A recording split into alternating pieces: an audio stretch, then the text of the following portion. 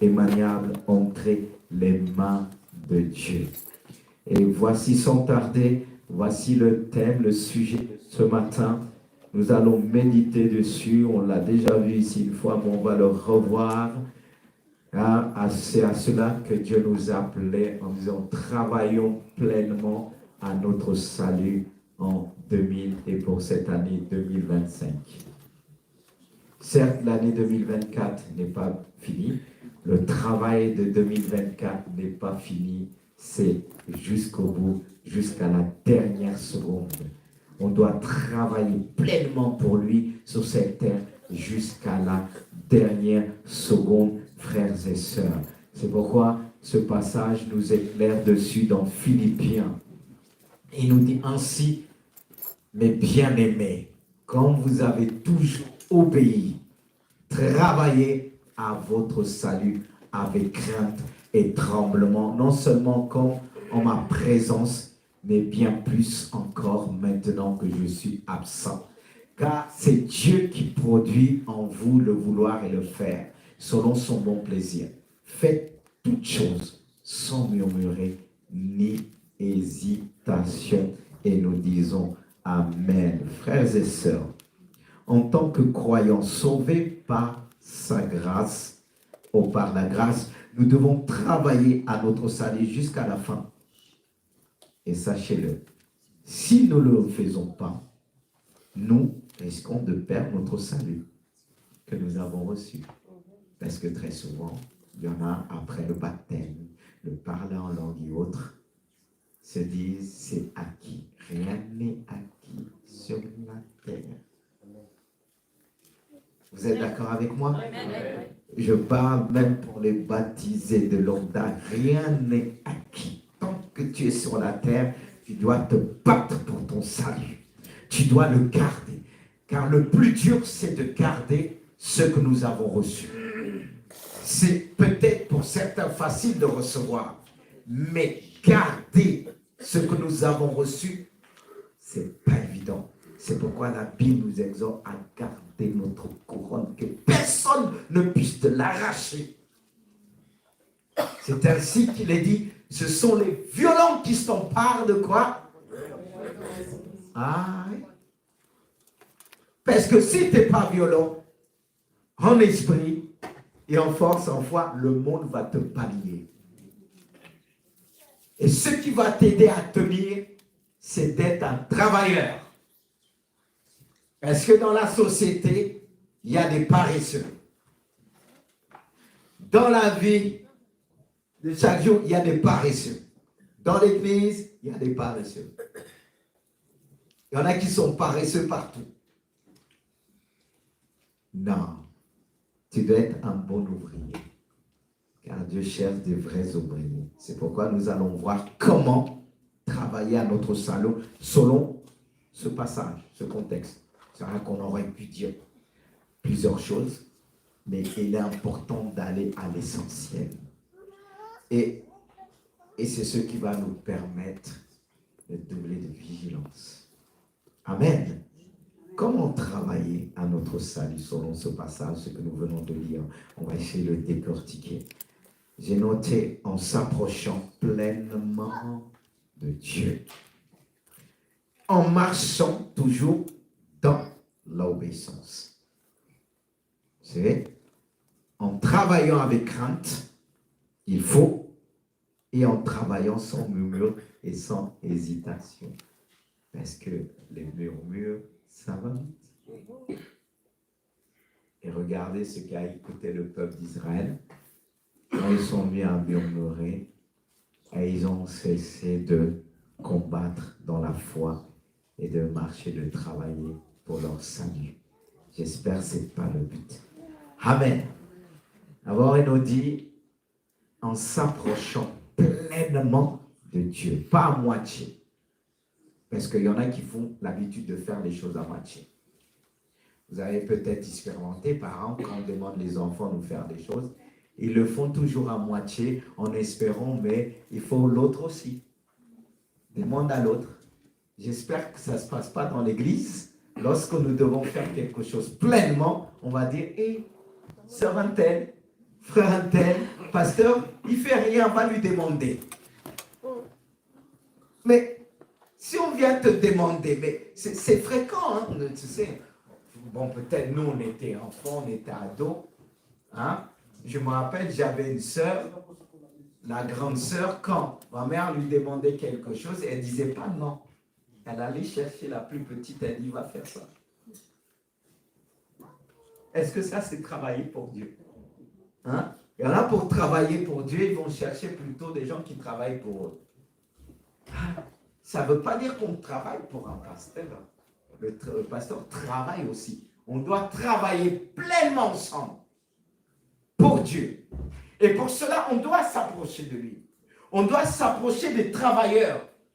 Des gens qui ont l'habitude de nous communiquer, nous donner envie de travailler. Pas les gens qui nous donnent envie de dormir du matin jusqu'au soir. Il faut les fuir quelque part. Ce n'est pas ce que Dieu cherche. Dieu cherche des vrais ouvriers, frères et sœurs. Car en travaillant pour Dieu, qu'est-ce que Dieu va faire? Comme il dit, car c'est Dieu qui produit en nous, en vous, le vouloir et le faire. Si je m'approche de lui pleinement par le Saint-Esprit, il va me permettre de faire bien les choses. Il va me qualifier. Il va me donner les capacités. Tu veux être capable, approche-toi de Dieu. Il y a beaucoup qui ne sont pas capables parce qu'ils travaillent sans Dieu à l'église. Mais si tu t'approches pleinement de lui, il va produire en toi cette volonté de bien faire les choses. Et plus tu vas bien faire les choses, tu vas te sentir bien. Est-ce que pour certains, quand vous faites les choses à moitié, est-ce que vous vous sentez bien? Non. Est-ce qu'au travail, quand on bâcle les choses au bureau, on s'en fout? En vérité, tu t'en fous pas. Même si tu donnes un coup à ta conscience sera là toujours dit, ah, tu es sûr que tu as bien fait? Oh, tout le monde le fait. La Bible dit Dieu cherche un homme, une femme. Il cherche parmi les infidèles, un fidèle qui va bien faire les choses pleinement. C'est pour ça qu'il dit, approchons-nous pleinement de Dieu. Si tu t'approches pleinement de Dieu, tu vas faire les choses pleinement. Oh Seigneur, aide-nous. Frères et sœurs, nous travaillons à notre salut en nous approchant constamment de Christ. En recevant, quand on s'approche de lui, on reçoit sa puissance. On reçoit son esprit qui va nous permettre de faire les choses bien, car nous sommes ouvriers avec lui. On doit travailler activement pour notre salut jusqu'à son retour. Et lorsqu'il reviendra, il pourra nous dire, fidèle serviteur, rentre dans la joie de ton maître. Alors, il va te récompenser. Même si on ne travaille pas pour les récompenses, je veux dire, pour moi. Parce que, même si on le dit, la plupart cherchent toujours une reconnaissance. C'est vrai, il est important de reconnaître une personne, de remercier. Mais il faut se mettre ça dans la tête. Comme un passage nous dit, nous sommes des ouvriers inutiles. Ça ne veut pas dire qu'on est inutile. Ça nous permet, il y a certains mots qu'on va prononcer, ça va nous permettre de se garder dans l'humilité, de ne pas très vite se glorifier en disant, c'est moi qui ai fait ceci. C'est moi qui ai fait ça. Et puis quoi encore? C'est toi qui as créé la terre? Hein? Quand tu dis c'est toi, bon, comme on dit, il faut laisser quelqu'un dire, ah merci. Il faut reconnaître, ça veut dire, mais il y en a qui en fait trop. Tu peux dire, bon, on te demande qui a fait ça, c'est moi qui l'a fait, mais quand tu dis, ah t'as vu, c'est moi qui l'a fait, je suis plein intelligent, mais tu t'approchais de Dieu et t'as donné cette capacité. Que Dieu nous aide, hein. Enfin, on est tous un petit peu comme ça. Alléluia, vous me suivez toujours, hein? Il faut me suivre du regard, pas simplement du regard, avec votre cœur, bien-aimé de Dieu. Cette grâce de Dieu est l'œuvre dans la vie de ses enfants. Et c'est ce qui va produire en nous la force. Comment un homme, une femme se développe? C'est dans le travail. c'est dans ce que tu vas faire que Dieu va te donner la sagesse. Si tu es courageux, Dieu va te donner une sagesse.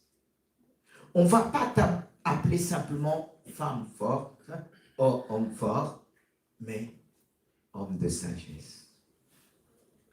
Plus on travaille pour Dieu, plus Dieu nous donne la capacité pour développer son œuvre, son royaume. Le problème, il y a peu aujourd'hui des hommes capables.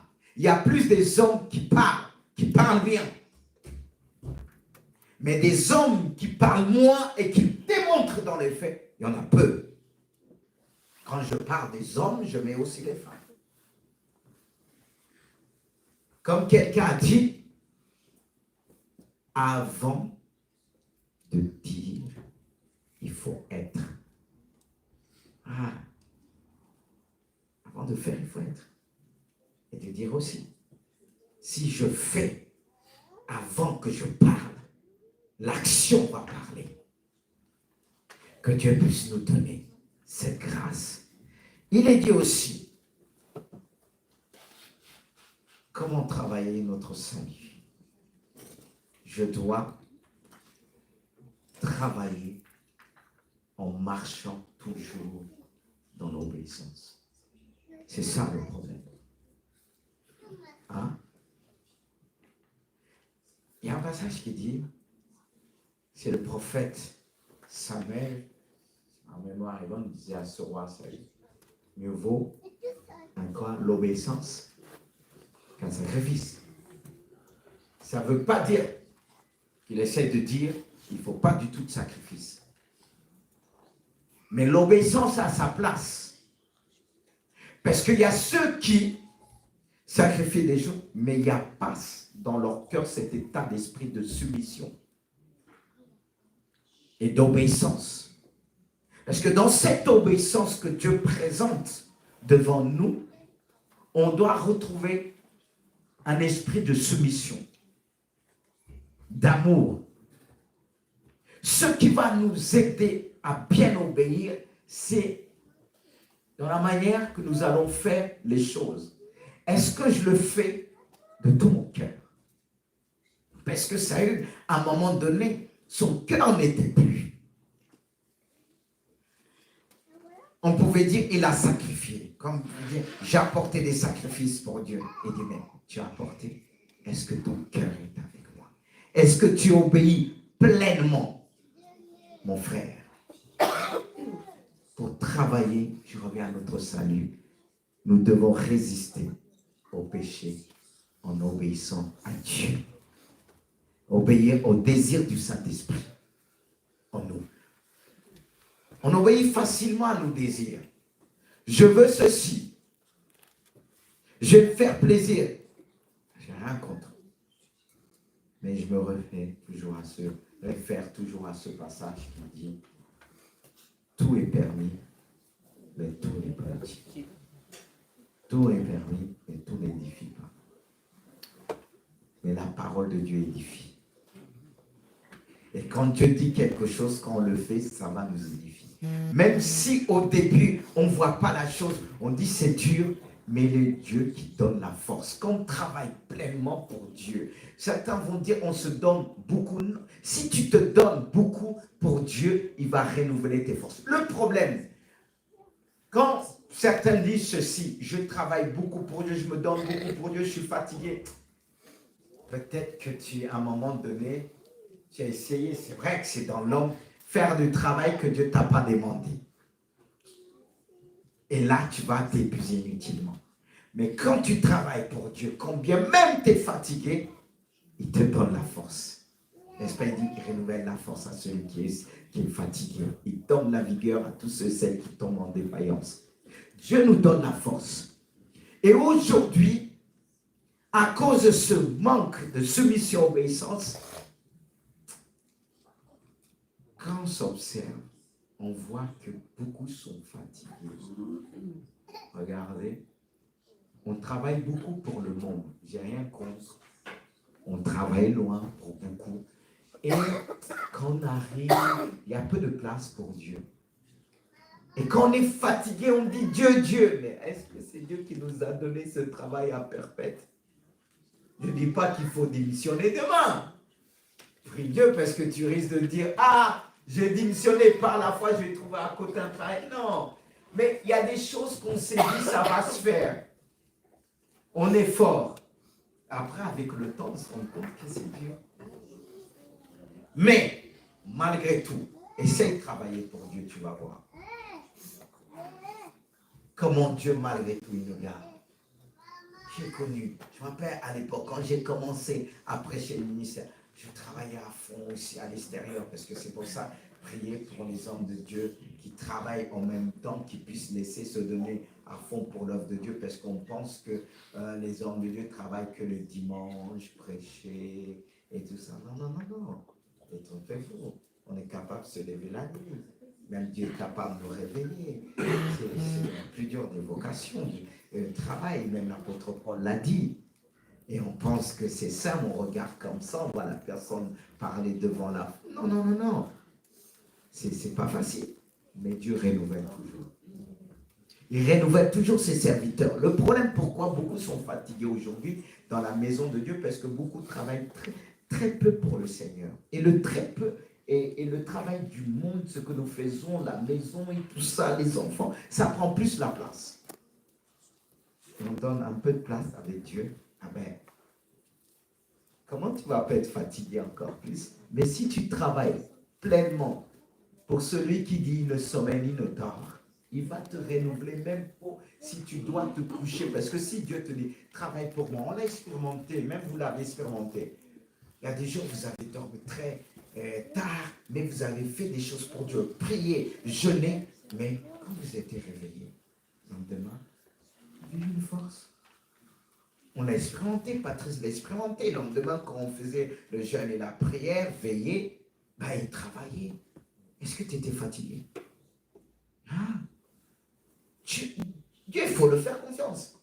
Mais non, oh, je ne vais pas venir parce que je vais être fatigué. Déjà, quand tu pars fatigué, tu vas rester, tu vas être encore plus fatigué. Je me rappelle à l'époque, quand je travaillais dans un restaurant, je disais là, je travaillais samedi, je rentrais tard, 1h, je dis là, je ne vais pas aller. Mais je n'arrivais pas à dormir. Quand j'ai laissé ça, quand je rentrais après, Dieu me donnait de repos. Ce n'est pas le travail de Dieu qui nous fatigue. C'est le travail là qu'on a à côté, en parallèle. Qui nous dit, t'es fatigué, qui nous empêche de travailler pour nos saluts, pour perdre notre salut. C'est pourquoi il faut connaître Dieu, connaître sa parole. Pour ne pas périr. Comme il est dit, faute de connaissance, mon peuple périt, bien-aimé de Dieu. C'est pour ça qu'il faut marcher dans l'obéissance. C'est l'expression de notre foi. C'est montrer à Dieu qu'on croit, on obéit. Ce n'est pas toujours facile d'obéir parce que des fois, il nous demande des choses difficiles. Mais lorsqu'on le fait, on est soulagé et on comprend mieux.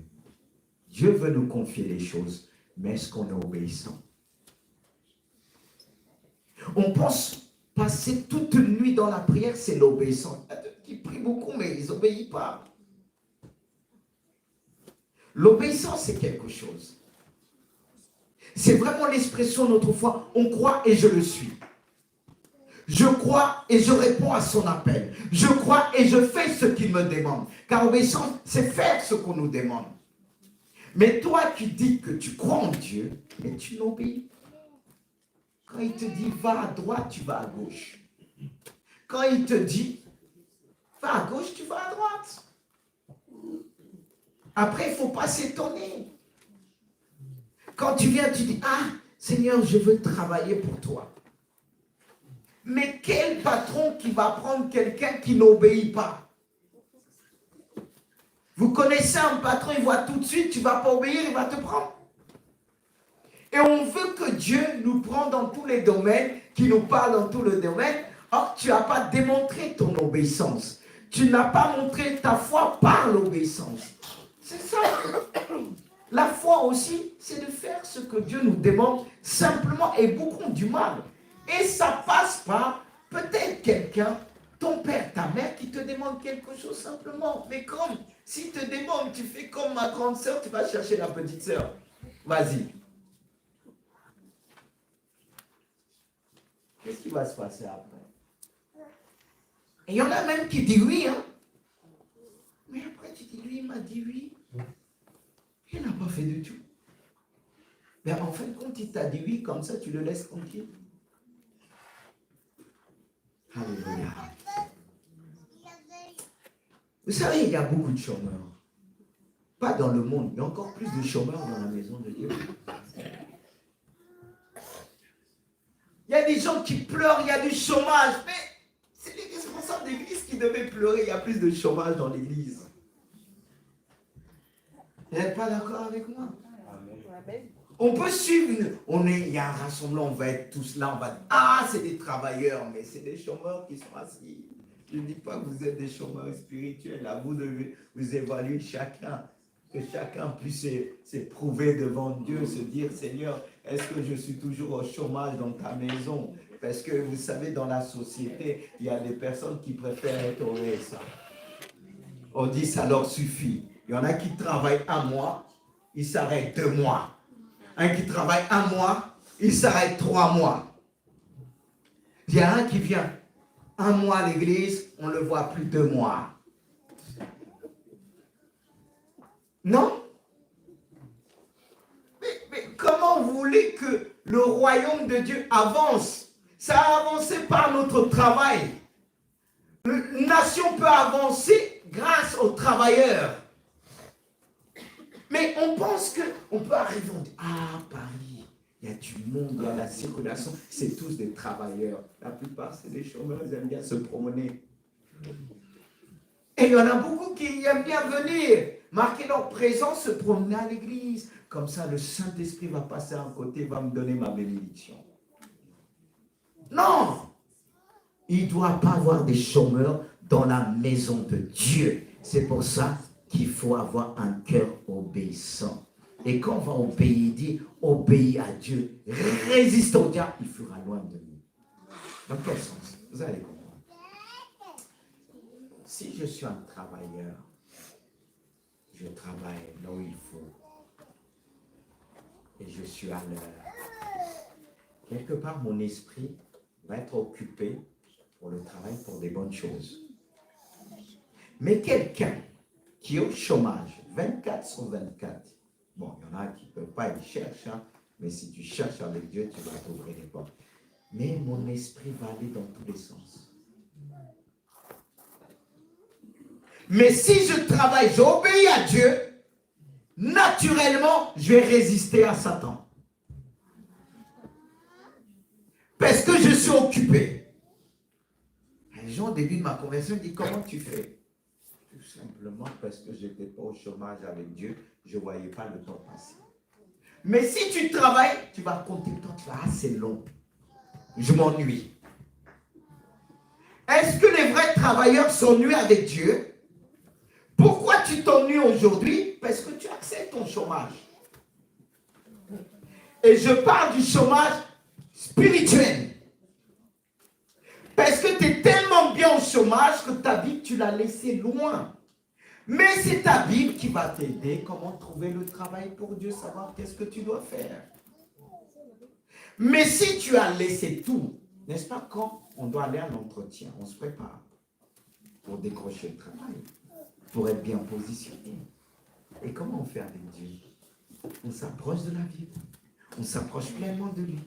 Et si tu t'approches de lui, quand les gens vont pleurer, guerre, il y a la guerre là, il y a ceci, Dieu t'a déjà prévenu, il va te dire comment il faut faire.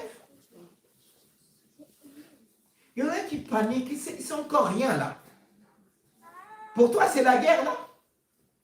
Lis l'Apocalypse, tu vas comprendre. Mais l'Apocalypse n'annonce pas toujours des mauvaises choses, des belles choses. L'Apocalypse annonce des jours heureux. Mais quand on entend l'Apocalypse pour plusieurs, ils paniquent parce que tu ne travailles pas pour Dieu. Parce que si tu travailles pleinement pour Dieu, tu ne vas pas paniquer. Parce que c'est la suite de ton travail. Amen. Qui t'emmène à dire, Seigneur, tu es proche. Dieu est le meilleur patron. C'est un patron qu'on peut être ami avec lui. Il est le patron qui ne va rien te cacher. Il y a des patrons qui vont te cacher la richesse, ils vont douter, mais pas Dieu. Alors choisissez le patron que vous voulez. Suivez. Moi, j'ai décidé, comme dit ce chant, de suivre le plus grand patron. Parce que même si on te paye, ce que ton patron te donne, c'est plus ce qu'on te donne là. Parce que toi, tu connais le compte que tu vois, mais il y a un compte que tu ne vois pas dans le ciel. Et Dieu même, il dit, et qui décharge-le. Et il dit, chaque ouvrier mérite son salaire. Je répète, je ne fais pas les choses salaire, salaire. Mais si Dieu est juste, si tu travailles pour Dieu, ta récompense sera grande. Il y aura des récompenses dans le ciel. La Bible nous parle des récompenses en fonction de notre travail ici-bas pour Dieu. Ouvrez bien les yeux, les oreilles. Il y a des récompenses dans le ciel. On ne vous a jamais dit ça?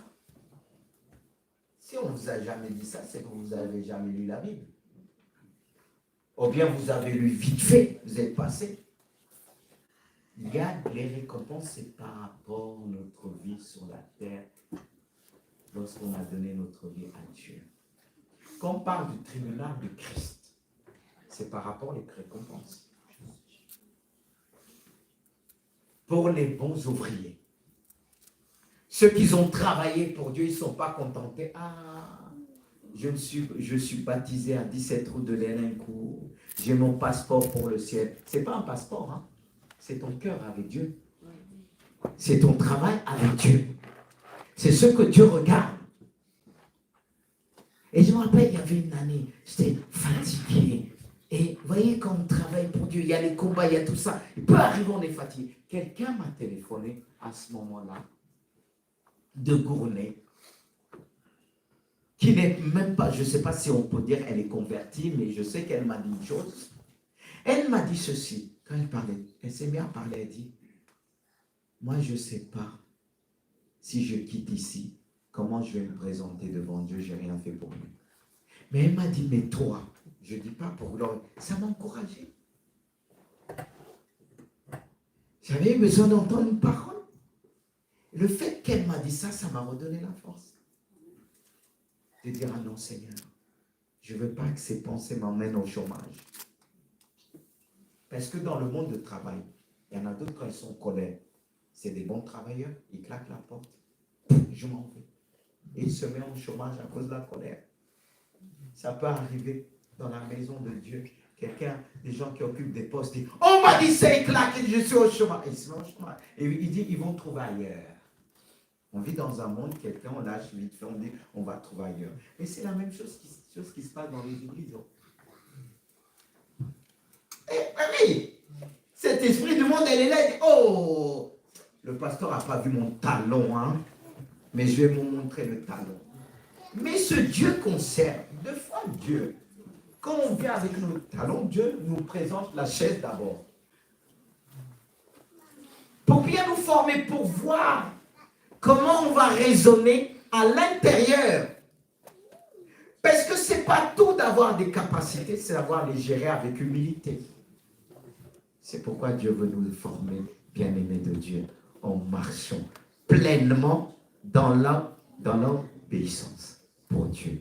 Il dit aussi comment, comme j'ai noté, comment on peut travailler pour notre salut. Dans ce passage, il y a aussi en travaillant dans la crainte de Dieu, avec la crainte de Dieu. La crainte de Dieu, c'est quelque chose. Parce qu'on peut faire des choses sans crainte. Mais quand on travaille, que ce soit dans l'église et à l'extérieur, on doit travailler pour Dieu. Écoutez bien, même pour votre patron, en travaillant pour votre patron, vous devez travailler pour Dieu. En obéissant à vos parents, faites-le pour Dieu. N'est-ce pas, la Bible dit, faites tout pour le Seigneur. Le problème que les gens démissionnent très vite, parce qu'ils ne se demandent pas, est-ce que c'est Dieu qui les a placés ou non? Ou pas. Mais si Dieu t'a placé quelque part dans ton travail, même s'il y a des moments difficiles, tu vas tenir.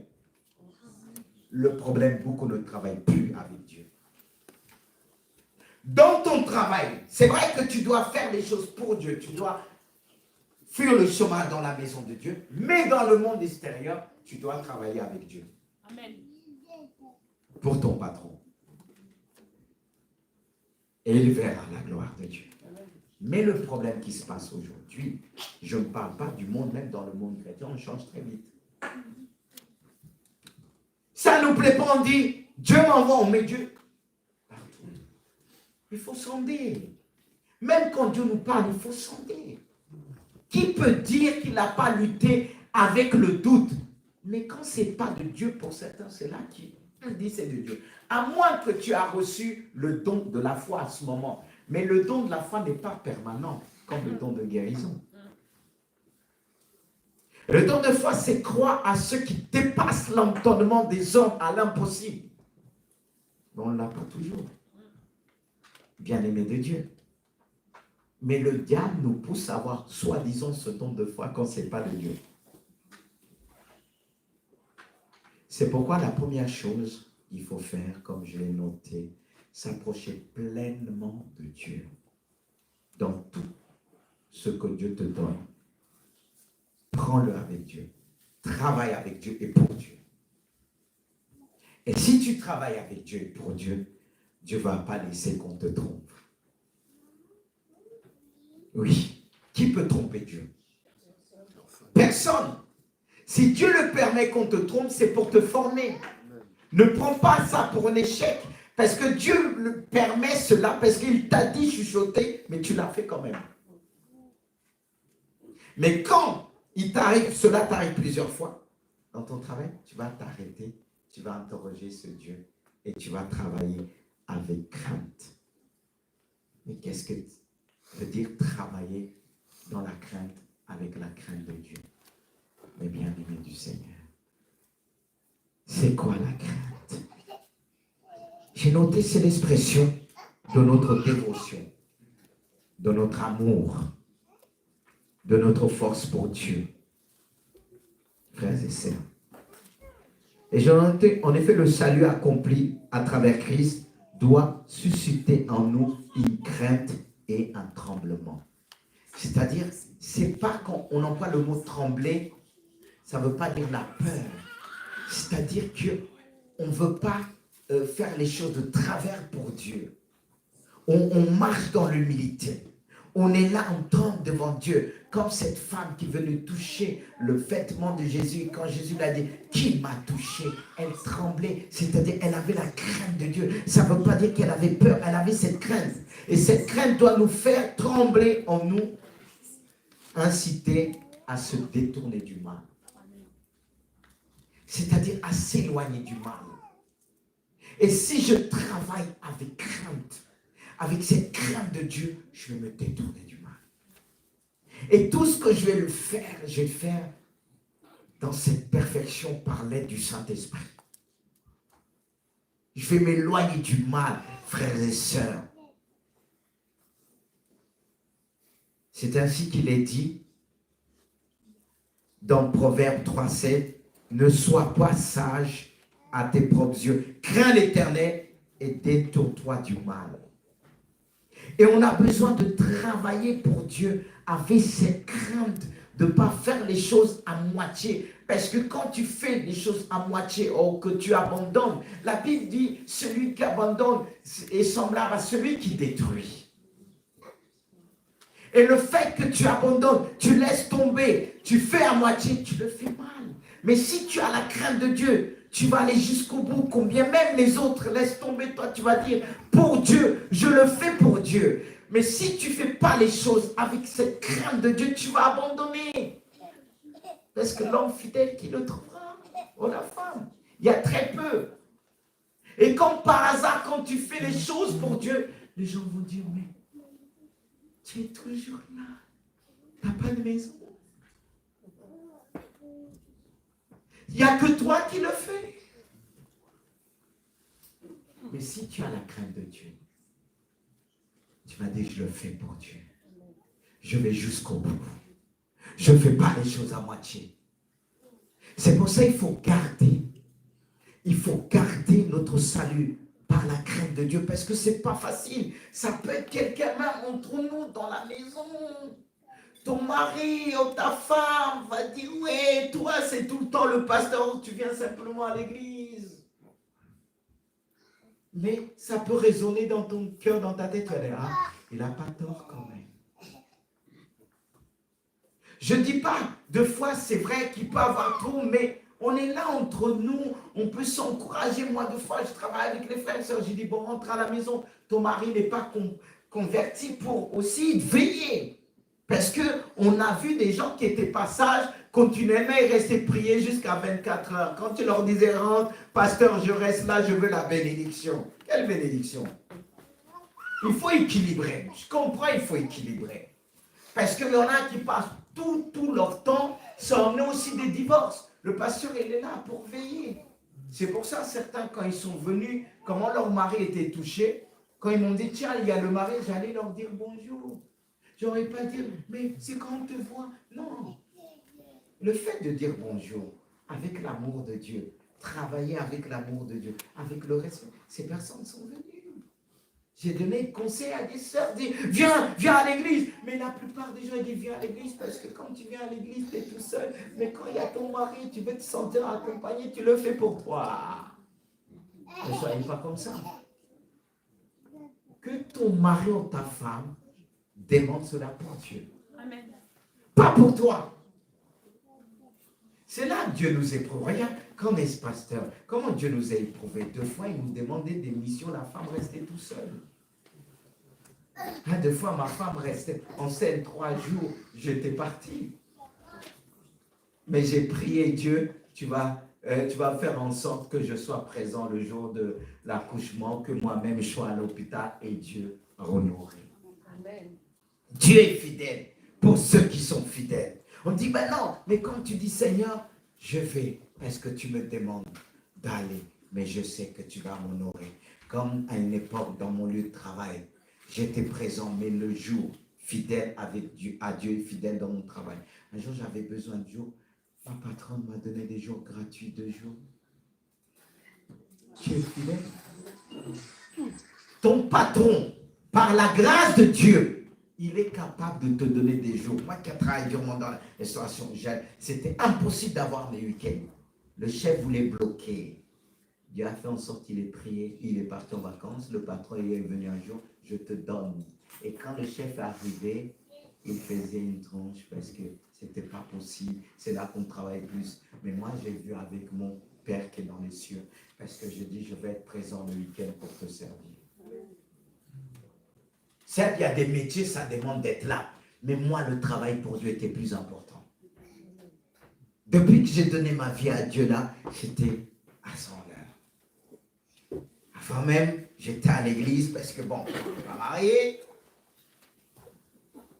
Toute la journée à l'église.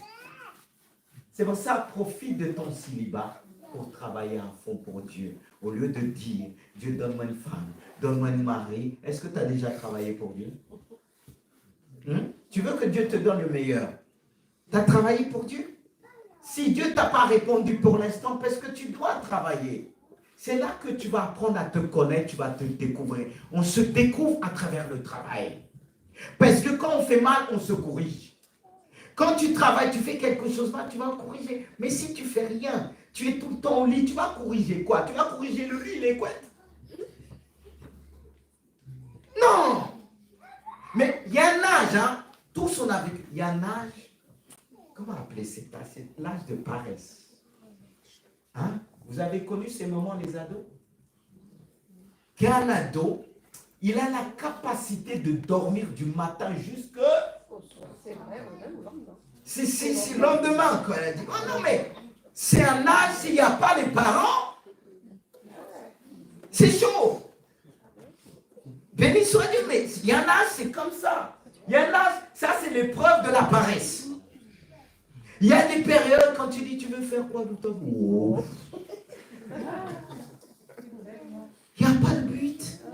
Tu t'es fan. Tu es sûr que tu veux rien? Wow. Mais dormir, manger, dodo, c'est pas dodo, boulot, métro, non. C'est dodo, couette, frigo. Et les écrans. Non, mais c'est vrai. C'est pour ça que Dieu nous donne la patience. Les écrans fatiguent. Hein? Ça se passe pas que chez moi, parce qu'il y a un âge là, c'est comme il reçoit une capacité de dormir. Et ils sont toujours fatigués. Fatigués de rien faire. C'est là, cet âge-là, ça ne veut pas dire qu'ils vont rester comme ça. Mais c'est pour ça qu'il faut être là. Parce qu'il y en a qui vont, non, paresseux, ils ne vont pas rester comme ça. Il faut que tu sois là, donner un bon coup de pied, tu te lèves. Tu laisses la lumière. Non, mais bon, il ne faut pas verser de l'eau, parce qu'il y en a qui versent de l'eau. Non, ça, il ne faut pas faire ça. Ça, il ne faut pas faire ça. Il y a des moments où j'ai dit, il ne faut pas faire ça. Il faut laisser la lumière. Tu arrives, tu dis, tu te lèves. C'est comme ça, on les apprend. Tu lèves le matelas? Voilà. Ben, le matelas, ça dépend de sa taille, ça dépend de le poids qu'il fait. Parce que le matelas, tu risques d'avoir mal au dos aussi. Hein. Parce que là, il grandit avec tout ce qu'il mange dans le frigo. Je te dis, pour soulever le matelas, là, tu auras du mal. Hein. Parce que le frigo, là, et nous, on renouvelle tout le temps. Mais c'est pour ça, bien aimé, il y a dans la vie, et même dans la vie des adultes, il y a des moments qu'on passe dans un moment d'épreuve, qu'on a envie de rien faire. Et c'est là qu'on peut tomber dans le chômage. Le chômage spirituel, mental. Mais quand on est dans le travail, parfois on n'a pas le temps d'aller dans des pensées parce que tu es dans ton travail. Et en plus pour Dieu, quand tu fais les choses pour Dieu, Dieu te donne la capacité. On a appris des choses. Moi, j'ai appris à bricoler dans l'église. J'ai appris à faire des choses et je bénis Dieu. Et je me rappelle une fois, quelqu'un me disait, mais tu vas prêcher le lendemain. Je dis, mais je me plais à le faire pour Dieu. Parce que si j'écoutais, c'est vrai, oui, tu es seul, tu es ceci, ça allait me décourager. C'est là qu'on va encourager nos enfants à aller plus tard. Parce qu'on voit bien même, ce n'est pas que au chômage et qui sont au chômage, même quand on leur demande pour l'école, dit, j'aime pas l'école, j'aime pas ceci, j'aime pas ça. Ils n'aiment rien. Mais toi, tu n'aimes pas l'école? Hein? Tu vas former une famille. Oui ou non? Ou tu veux rester célibataire? Non, arrête de juger. Peut-être en ta vie, tu aimerais bien voir une belle femme, arrête. Voilà. Le jour, comme j'ai l'habitude de le dire, ton enfant va dire, papa, je veux faire ça. Et tu dis, mon fils, moi, j'aime pas l'école. Et toi, tu vas me raconter tout ça.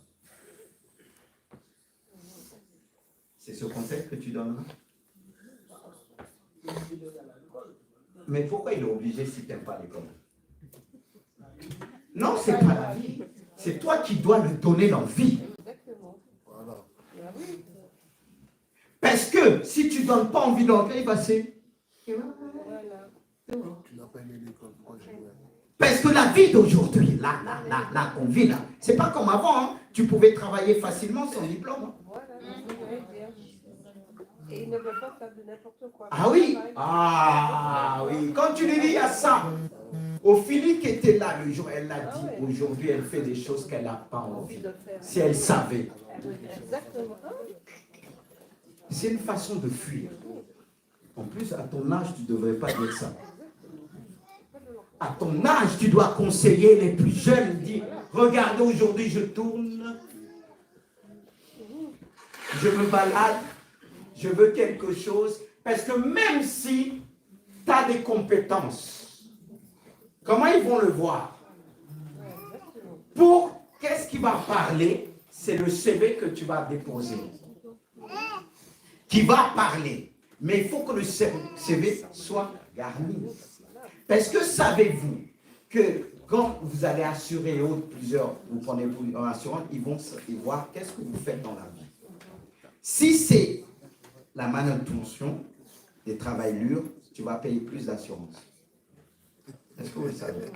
Oui, parce que tu es plus exposé. Mais oui, c'est ça. Oui. Exactement, c'est ça. Si tu prends une maison, tout ça, tu vas payer plus d'assurance. Mais quand tu fais plus, tu fais tes temps. Ça ne veut pas dire qu'il ne faut rien dans le bureau. Mais ils vont analyser ce travail qu'il fait là. Sa vie est courte. Ils vont demander est-ce qu'il fume, est-ce que tu vois, tout ça. Voilà, il y en a même qui demandent même combien de kilos tu fais.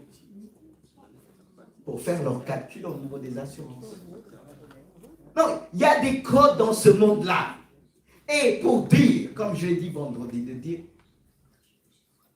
j'aime pas l'école, mais je dis quelqu'un, ton enfant, tu vas le dire, tu n'aimes pas l'école, comme je l'ai dit vendredi, dans mon travail, ça a failli m'emmener à la bagarre, les questions là que je pose qui sont claires. Est-ce que quelqu'un au travail, à l'époque où je travaillais, plusieurs années, et le collègue de travail qui avait 50 ans, et j'étais dans le 20 et quelques, lui il arrive, il dit, devant tout mon travail, il dit, le mariage ça ne sert à rien, j'aime pas le mariage, dénigré. Moi j'ai entendu ça, je ne pouvais pas me taire parce que ça bouillonnait à l'intérieur de moi. Je lui ai demandé, est-ce que tu n'as pas d'enfant? Il m'a dit, Lana, j'ai dit le jour ton enfant, ton unique vient avec sa fiancée. Papa, je vais me marier. Tu vas dire, pourquoi tu veux te marier, ça ne sert à rien. Tu vas perdre ton enfant. Alors, la vie ne s'arrête pas qu'à moi. En toi, il y a plusieurs personnes. Il y a des personnes qui veulent, peut-être, qui voudraient être avocats, médecins, et que tu ne sais pas. Tu n'es pas tout seul. Arrêtons de dire, j'aime pas ça. Moi, je ne suis pas tout seul. En moi, il y a eu les enfants. Il y a une femme. Alors, je dois voir plus loin. C'est ça qu'on appelle un homme visionnaire. Amen. Amen. Une femme visionnaire. S'arrête pas dans ce qu'elle aime. Elle cherche ce que les autres aiment. Et de donner envie. Amen. C'est ça un homme. Un homme va pousser encore plus loin les autres à rêver. Ne dites pas vous n'aimez pas ça. Peut-être plusieurs n'ont pas eu l'occasion. Pour X problèmes, je comprends. Mais de dire j'aime pas, parce que vous n'êtes pas allé loin pour plusieurs, et c'est de se cacher, j'aime pas. Et il y a aussi la paresse au milieu des jeunes. Il veut que ça vienne tout seul. Amen. Les résultats des maths viennent tout seul. Physique, ça vient tout seul. L'histoire, ça vient tout seul, sans réviser. Il faut travailler. On parle de travailler. En travaillant pour ça, Dieu a mis des capacités en toi. En faisant cela, tu le fais pour Dieu. Amen. Dieu demandera des comptes. Parce qu'il a mis des capacités dans la vie de plusieurs d'aller plus loin et pour prendre soin des autres. Parce qu'on a besoin des médecins. Moi, si j'ai un problème, un médecin qui est là, il va me conseiller, fais ça. Non, ne prends pas tel médicament parce qu'on vend tous les médicaments aujourd'hui. Mais quand il y a un médecin, quelqu'un qui travaille à la pharmacie, il va me dire, évite ça. Mais s'il n'y a pas ça au milieu de nous, on est tous, n'aimez pas l'école. Je dis à mes enfants, fixez-vous un objectif, un but. Parce que c'est vrai qu'il y a des matières qu'on n'aime pas. Comme moi qui a fait la musique, deux fois, le solfège me fatiguait et tout ça. Mais comme je voulais avoir mon instrument, le but c'était l'instrument. Je l'ai fait. Et c'était plus un poids pour moi. Parce que derrière ça, je dis si je deviens, comme beaucoup en Afrique, qui ont vu leurs parents dans la misère. Beaucoup sont dit, ils ont vu leurs parents, certains mourir, manque de médicaments, de soins. Et ils se sont dit, je serai médecin pour sauver ma famille. Amen. Je serai ceci pour sauver. Ils n'ont pas pensé à eux petits. C'était difficile, mais ils ont poussé, ils ont fait des kilomètres. Et la plupart sont devenus. Parce qu'ils ont perdu quelqu'un qui était là, qui pouvait vivre. Mais il n'y avait pas de médecin dans le village. Il n'y avait pas d'infirmière dans le village. Et vous avez ce privilège de travailler pour Dieu. Parce qu'on ne va pas tous travailler derrière un pupitre. Amen. On ne va pas tous travailler là. Dieu va faire en sorte que tu deviens ce que tu dois devenir. Amen. Mais si le diable te dit, n'aime pas ceci, c'est ce qui va te permettre d'aller plus loin.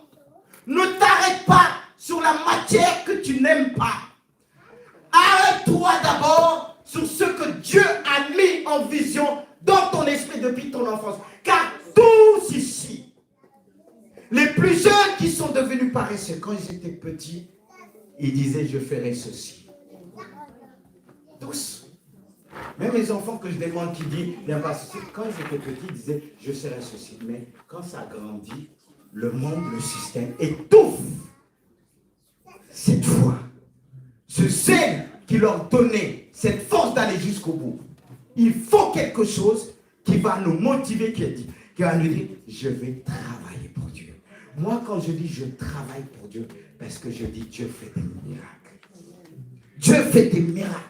Et quelque chose qu'on a vécu avec ma femme, elle était là, elle m'a annoncé, tiens, on m'a facturé ceci, on m'a facturé, on va me facturer. J'étais sur la route, je dis, mais calme-toi. Calme-toi, mets-toi à côté, prie et tout ça, calme-toi. Et quand je suis arrivé, elle était assise dans la salle d'attente, j'ai parlé avec le gars, j'ai dit, mais elle était venue hier, vous avez facturé ça. Non, t'inquiète pas, elle ne va rien payer. Les 80 €, tout ça, à côté. Parce qu'il y a des choses que j'apprends avec Dieu. J'apprends tout ce qui concerne la foi, le calme et la patience pour donner aussi. Il y a un travail aussi pour prêcher, parce que je ne veux pas prêcher comme ça. Je veux croire. Et on est avec mon fils, j'ai dit, tu vois, ça va être... Et quoi, il a dit, mais t'as vu, on m'avait facturé ça. J'ai dit, garde ça. Je ne vis pas pour moi, tu ne vis pas pour toi. On ne vit pas pour nous, on vit pour Christ. On vit pour le corps de Christ. Alors arrêtez de dire, j'aime pas ça. Je veux que mon Père soit fier. Car il est dit, celui qui prend soin du pauvre, obtient vraiment miséricorde dans le ciel. Les pauvres, quand on parle de la pauvreté, on parle de manque. On parle de manque. Il ne doit rien manquer dans la maison de Dieu. Il ne doit rien manquer dans la maison de Dieu. Si je dois me tourner de voir quelqu'un qui est infirmière et tout ça, je vais aller vers... Je vais recevoir parce qu'il ne manque rien. Alors le fait de dire, je ne vais pas faire ceci, toi-même, tu vas te rendre pauvre. Parce que la richesse n'est pas que dans l'argent. L'argent est un moyen qui va nous aider à entrer dans des centres de formation. Parce qu'il y en a qui disent l'argent. Mais aujourd'hui, beaucoup cherchent l'argent pour se former. Et l'argent doit se servir. Cet argent va nous former et aider les autres. Parce que même pour aider les autres, il faut être formé. Surtout dans notre pays de France, maintenant, il faut payer ça. Mais si tu n'es pas formé, s'il n'y a pas des juristes au milieu de nous, des avocats, comment on va faire? Regardez-moi. Quand j'ai quitté l'appartement, on m'a facturé. J'aurais pu dire, je vais prier le Saint-Esprit va botter les fesses à ce gardien-là qui m'a dit, il n'y aura rien. Oui, le problème s'est réglé avec le juriste. Oui, et quand il y a ça à l'église. Et ça va m'épargner le temps que je devais prier, passer des heures, Dieu révèle-moi, je vais aller directement voir la personne. Parce que là, je vais prendre le temps de prier pour autre chose. C'est pourquoi on prie pour nos jeunes. Parce que le diable leur dit, n'aimez pas ceci, n'aimez pas ceci, refusez cela.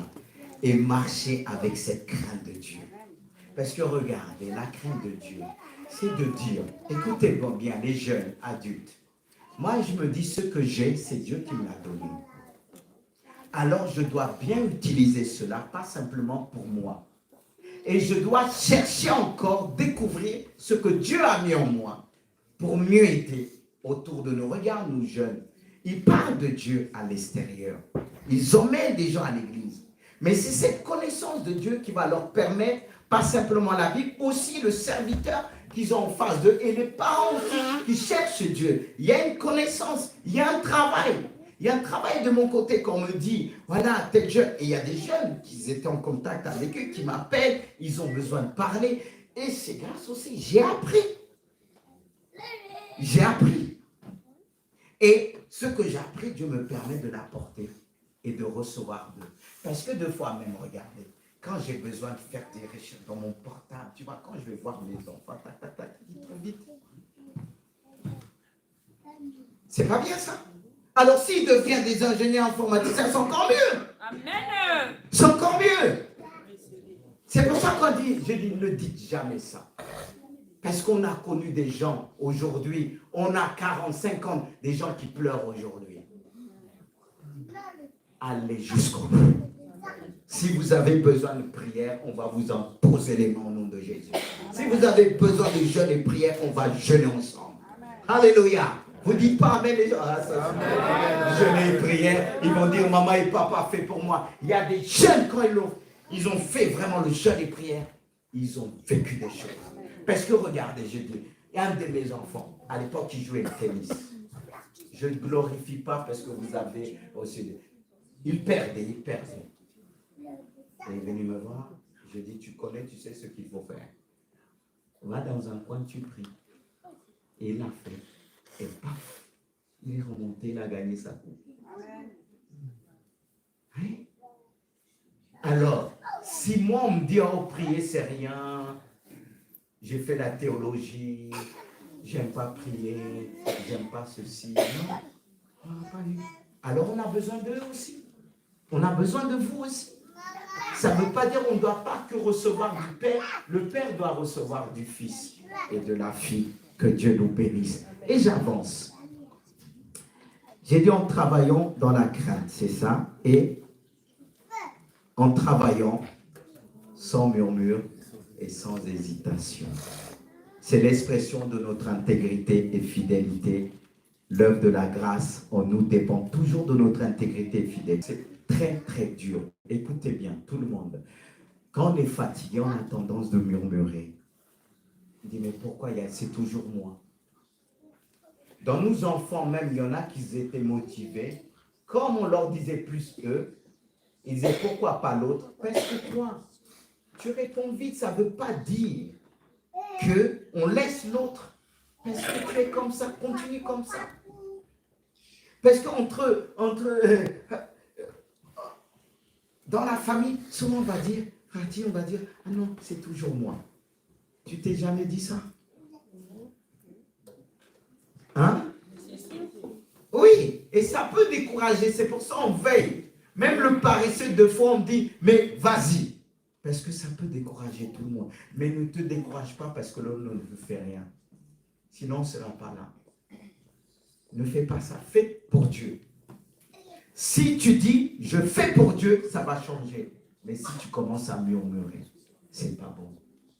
Le diable va t'aider à murmurer. Qu'est-ce qui est arrivé au peuple d'Israël? Ils ont commencé à murmurer. Et Dieu les a frappés. Parce que Dieu va te dire, regarde ta mère là. Elle te demande ça.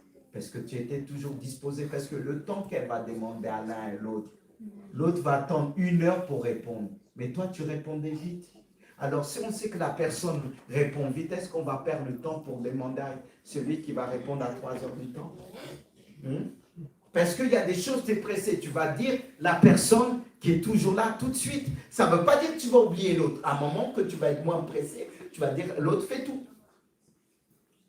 Mais il y a des moments, on va chercher celui qui va répondre très vite. Pareil dans l'église. Le pasteur va, il regarde, il dit, je dois faire ça, je dois aller, comme la Bible dit, je dois marier ma fille, je dois faire mon troupeau, je dois essayer mes bœufs, et tout ça. Mais tu vas aller, celui qui est à côté, qui va dire, je suis là. Comme Isaïe a dit, les voici, envoie-moi. Mais il y a d'autres, ils vont te dire oui, mais le temps qu'il va se lever de sa chaise, ça prend du temps. Mais toi, tu as l'habitude. Papa et maman viendront te voir. Est-ce que c'est mauvais? Est-ce que tu vas dire, ah non, ouais, il laisse l'autre. Non, qui te dit laisse? C'est comme ça. Je parle à les familles, à la famille. Si, c'est ça. Tu vas dire, mais il y a toujours l'autre. On ne m'aime pas. On me prend comme esclave. Et après, tu changes.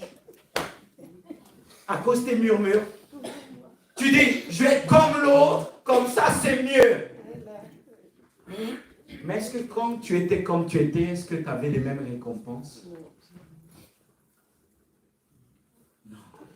Dieu, c'est pareil. Dieu, il y a des moments, il y a quelque chose d'urgent.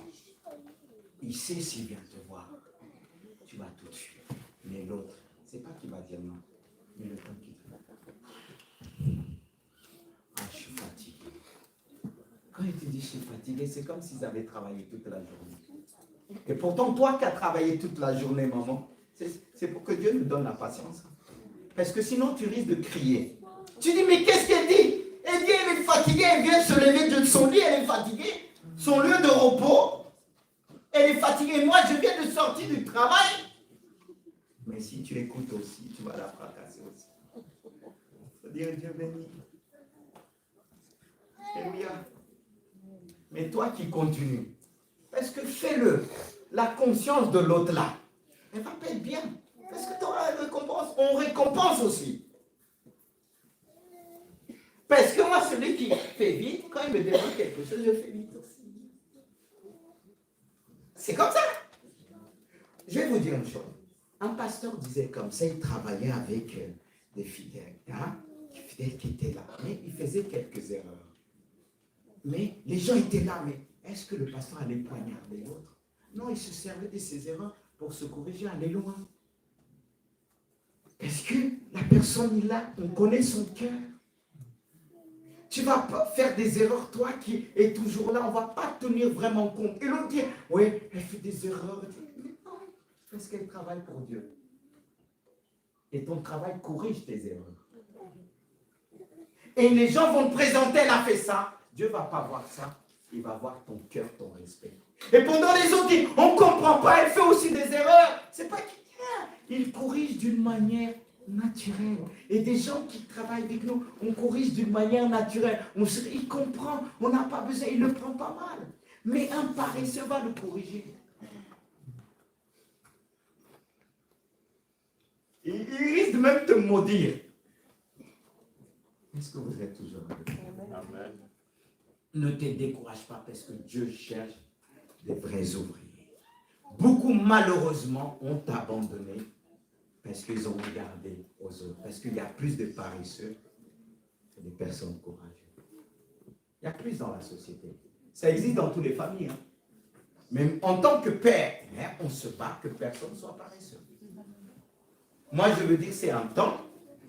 C'est un temps. Parce que je me rappelle, une de mes grandes sœurs, quand elle était corrigée son enfant, elle avait fait quelque chose. Et moi, elle m'a dit, je vais faire corriger après. Pour qu'elle soit souple, j'ai dit, souviens-toi. Elle n'a pas fait ce que tu as fait. Ça calme. C'est pour ça qu'on a besoin d'être irréprochable.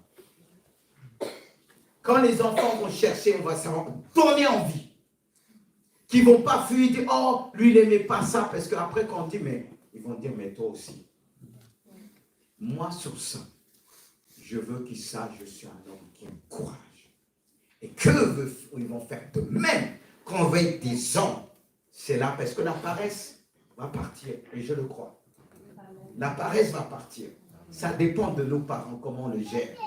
Parce que la paresse, là, il y a des moments où ils aiment quelque chose, ils disent, je veux ça. Je dis, ah bon? Eh bien, tu leur entends. Ce n'est pas du chantage. Hein. La Bible dit, chaque ouvrier mérite son salaire. Alors, quand la Bible dit, le salaire de la disponibilité, je peux te le donner. Ah, les enfants, c'est ça. Oui! On peut même dire, tu donnes ton temps, il faut. Et il y en a qui vont dire, ah non, c'est moi qui dois avoir plus parce que je suis plus âgé, je suis plus grand. Mais tu es plus âgé, travaille plus alors.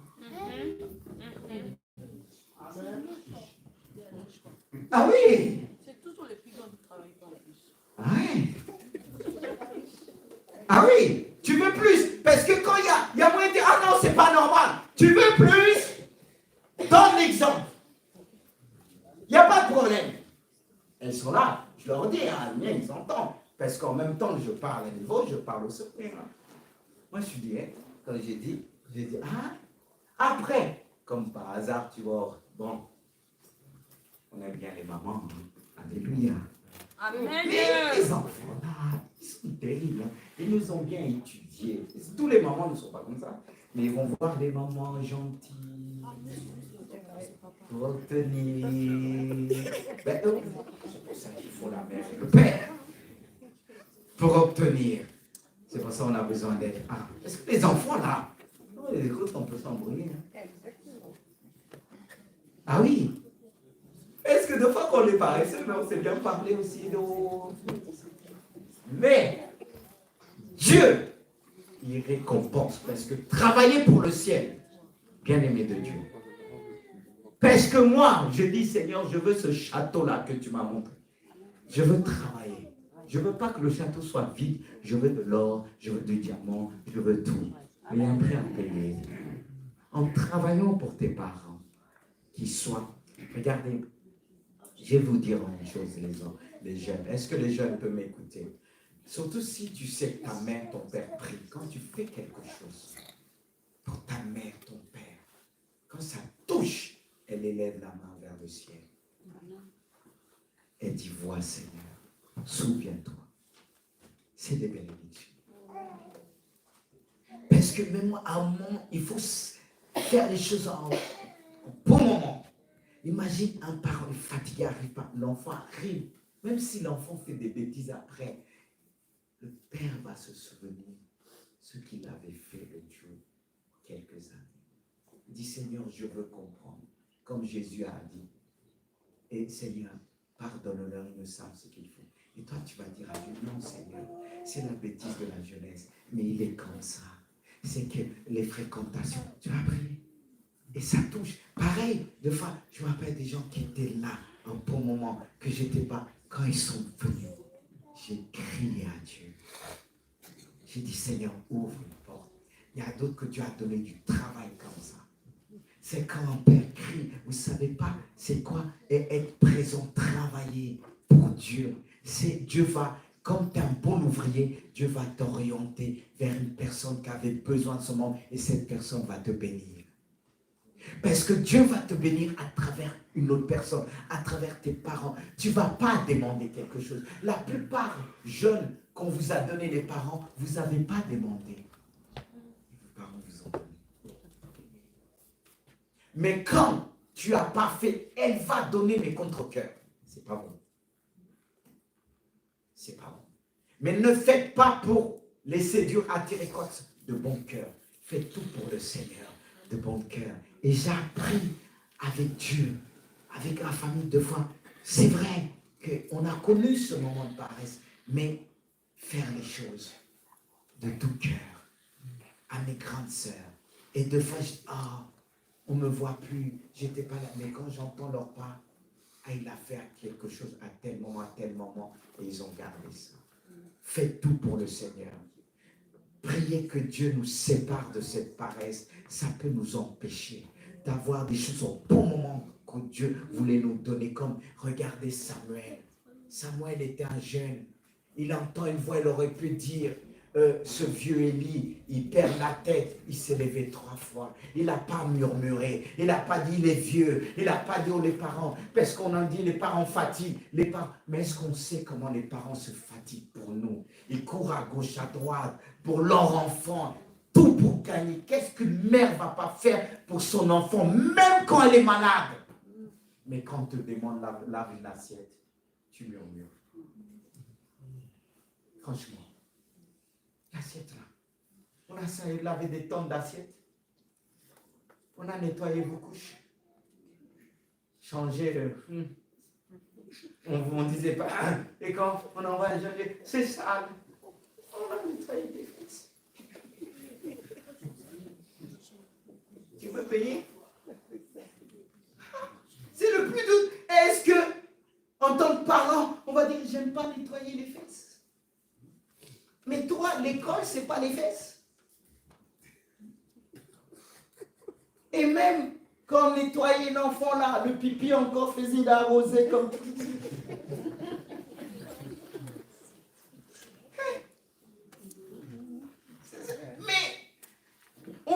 nous a aimés, on n'a pas regardé ça. Et aujourd'hui, quand on demande, oh, les parents, là, ils sont fatigants. C'est pas qu'il est fatigué, il a travaillé toute la journée. Pendant que toi, tu dormais. Et si ce n'était pas une mouche qui passait à côté, tu ne t'aurais pas réveillé. Un jeune. C'est parce que je vous aime bien, je parle de vous. La paresse, chasser la paresse. Regardez, je ne sais pas, je compare les temps. On a connu des personnes, à l'époque, quand je voyageais, 11 ans, 12 ans, ils étaient là. La maman était au four, elle était à côté. Aujourd'hui, la plupart ne savent même pas faire la cuisine. Il y en a qui font pitié, mais bon, on va prier pour eux. Et tu veux le meilleur mari? Tu vas le donner quoi à manger? Des cailloux? Ah oui, McDonald's. Et il va devenir obèse. Après toi-même, tu vas le chasser. Tu vas dire, il est trop gros. Et tu as donné McDo. Donne une bonne nourriture. On ne va pas regarder ailleurs après. C'est ça. Ça n'élève pas tes études. Parce que s'il fait, les hommes aussi apprennent à faire la cuisine. Parce que le jour que la maman va aller accoucher, c'est là que tu vas, pendant qu'elle est en train de pousser, on va lui dire pousser. Toi, tu vas dire, chérie, comment on fait une omelette? Franchement. Parce que deux fois, j'ai vu des amis faire des trucs. J'ai dit, mais tu fais quoi là? J'ai vu même des filles, quand on était à l'école, ils faisaient même pour prendre le balai. J'ai dit, mais tu fais quoi là? C'est comme ça. Et ils étaient en colère, devenaient tout rouges. Avant qu'ils ouvrent la bouche, j'étais déjà en train de partir là-bas. Et mes amis qui venaient, ils ramassaient à ma place. Non, on est dans quel monde là? C'est parce que certains étaient tellement paresseux à la maison, ils n'ont pas saisi. Après, ta mère ne te demandait plus rien. Mais ce que tu fais là, tu vas le payer un jour. Ce n'est pas une malédiction. Ce n'est pas une malédiction, c'est une bénédiction. Parce que lorsque tu vas pleurer, tu vas demander maman pardon. Tu vas te déplacer. Et quand tu vas le dire pardon, il dit, mais qu'est-ce que j'ai fait ma fille? Et maman, quand tu m'as appelé, j'étais là. Je dormais, quand tu tournais le dos, tu posais tout ça, je mangeais tout. Parce que les paresseux là, ils ne vont pas dire ils ont paresseux de la bouche. Il faut ranger. La Bible dit celui qui est paresseux ne mange pas. Mais toi tu manges. Tu manges même plus.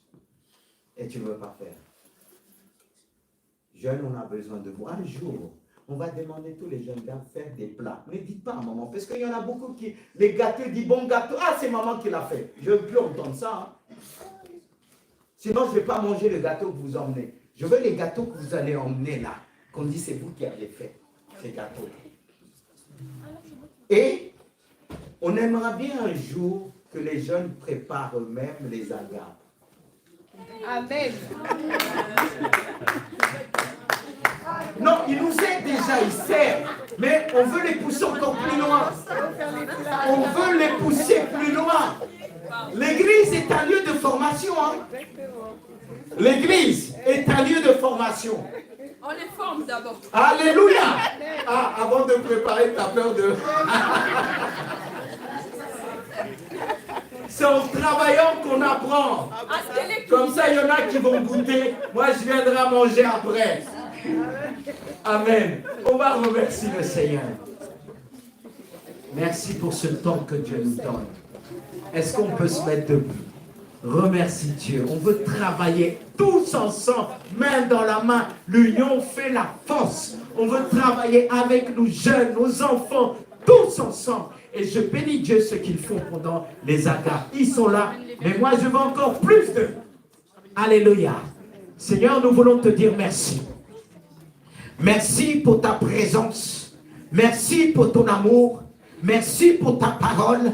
Parce que nous voulons travailler dans l'obéissance, dans la crainte, dans l'obéissance pleinement avec toi, dans la soumission, sans murmurer, sans hésitation. Seigneur, je ne veux plus hésiter pour travailler pour toi. Enlève toutes sortes d'hésitations dans le cœur de ton peuple, dans le cœur de nos ados. Nous avons besoin de eux et ils ont besoin de nous. Bénis chacun de nous et que ton nom soit béni. Amen. Vous pouvez reprendre place. Et c'est la place.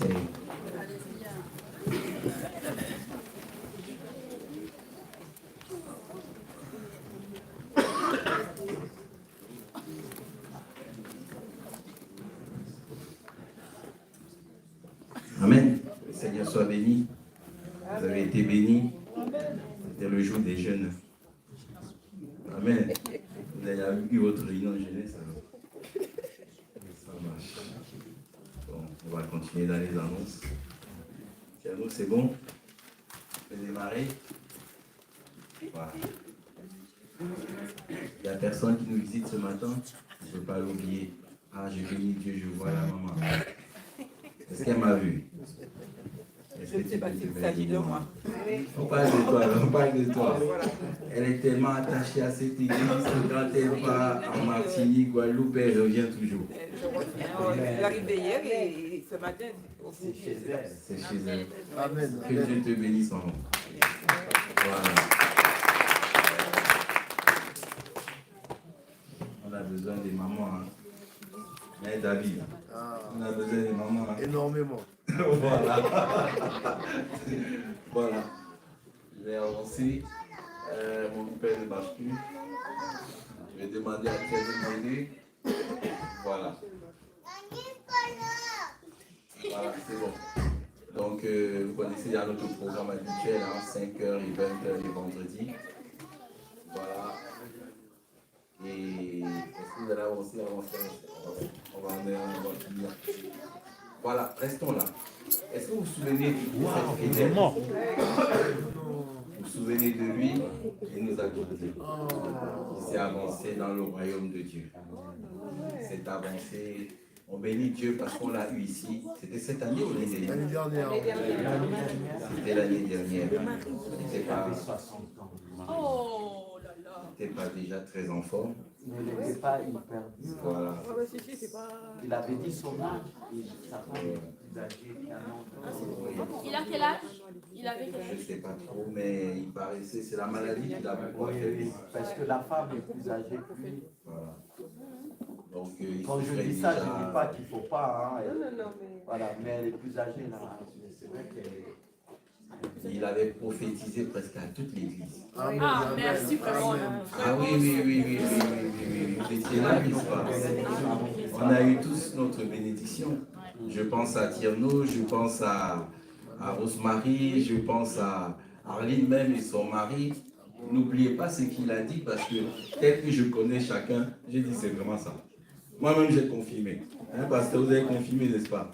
C'était ça. Le problème, c'est vrai qu'on est humain, on met ça à côté. Ah non. Il faut reprendre Non. les paroles reçues. Voilà. Vraiment béni Dieu de l'avoir reçu avec son épouse. La réflexion de la cuisine, c'est fini déjà ou ça continue? C'est en cours. C'est en cours. Vraiment béni ceux qui s'en occupent. Voilà. Mais cependant, on ne sait pas, il y a eu trop de choses dans la cuisine, on a besoin d'une cabane. Si quelqu'un veut nous bénir, on est preneur. Il faut mettre tout ça dedans. Et aussi, n'oubliez pas vos affaires à l'église. Si vous nous apportez des choses, pensez à récupérer parce qu'après, ça devient beaucoup. Voilà. On est béni, mais là, il faut garder encore d'autres choses. Et on m'a dit que, Fanny m'a dit qu'elle a beaucoup de choses, beaucoup de nouvelles, de nouveaux livres qui sont arrivés. C'est ça? On la laisse la place. Si vous êtes intéressé, Fanny, tu peux vous voyez avec Fanny, à moins qu'elle bien, vous si dise tu as des quelque choses à chose. dire. Non, c'est juste pour dire que j'avais des nouveaux livres, des nouvelles Bibles. Si quelqu'un en fait voulait voir en fait des nouveautés, en fait, je suis disponible. Je vais ajouter que la littérature chrétienne est maintenant vaste. Il y a beaucoup de livres chrétiens maintenant sur le marché. Sur tous les sujets. Si tu as du mal à lire les livres des autres, lis les livres des livres chrétiens. Voilà, parce qu'il y a des expériences qui peuvent vous aider. Et les entretiens de baptême reprennent en janvier. Voilà, donc ça permet à ceux de se baptiser de se rajouter dans la liste. On va avancer. Les répétitions, ça continue tout à l'heure, n'est-ce pas? Tout ce que je vais ajouter, c'est juste que beaucoup d'entre vous sont engagés pour ce 22 décembre. Donc ne manquez pas aux répétitions. Sinon, ce sera compliqué le 22.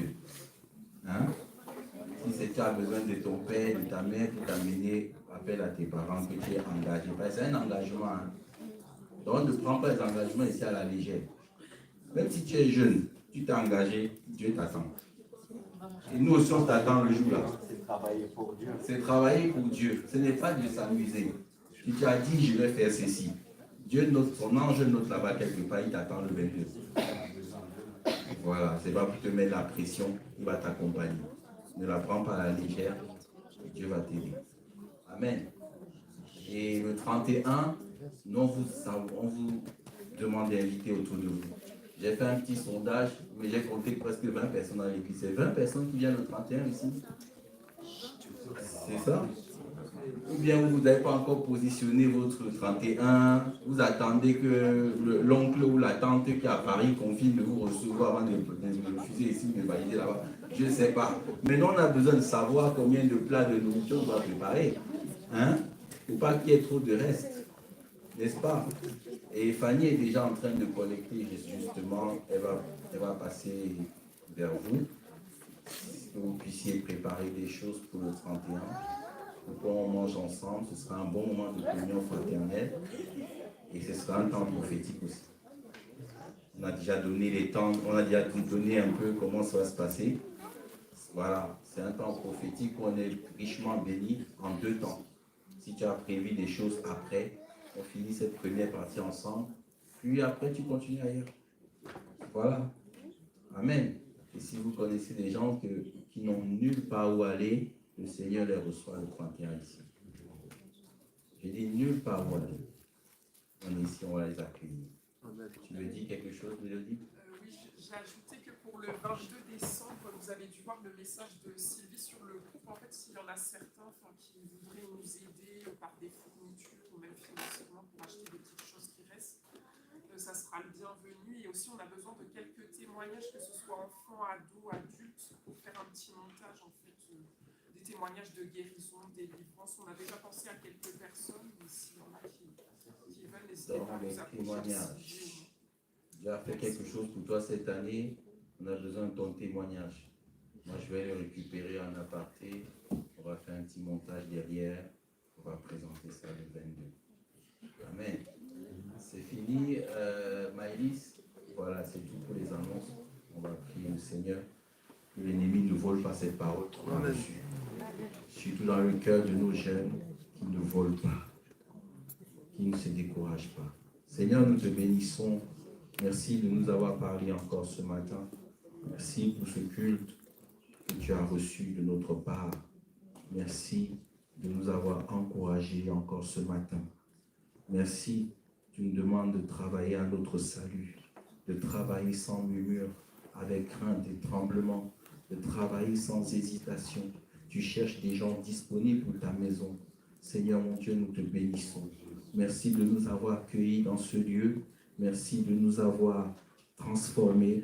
Merci d'avoir fait de nous des fils et des filles de Dieu. Que ton nom soit béni. Amen. Amen. Bon dimanche.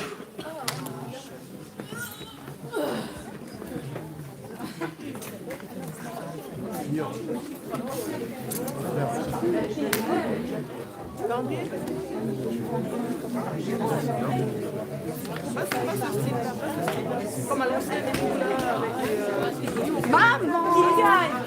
Il y a Maïva. Mimi.